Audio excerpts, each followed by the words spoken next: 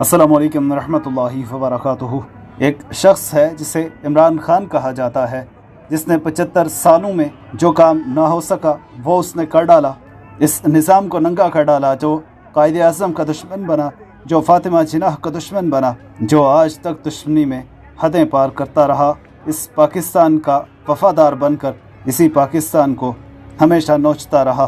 तो जनाब, उसके साथ जो खड़ा हुआ, उस इमरान खान के साथ जिसने आवाज़ बुलंद की, उसी को उठाया गया, उसी को जेल में डालने की कोशिश की गई। जब उसे गिरफ़्तार किया गया तो पुरअमन मुज़ाहरा तो हर एक का हक़ है, आइन इजाज़त देता है, लेकिन लोग यहाँ सवाल उठाते हैं कि कौन सा आइन, जो आइन गरीबों को प्रोटेक्शन नहीं देता बल्कि अमीरों की उंगलियों पर नाचता है।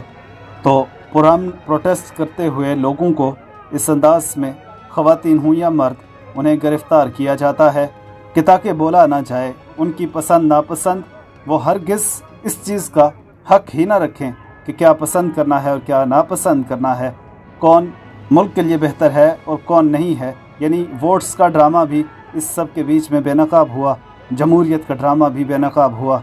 और इस्लामी जमहूरिया पाकिस्तान, इस्लाम का नाम तो वैसे ही इस मुल्क से हट ही चुका है और बहुत पहले हट चुका था, जब से इस मुल्क को इस्लाम का नाम लगाकर लिबरल सेकुलर बनाया गया।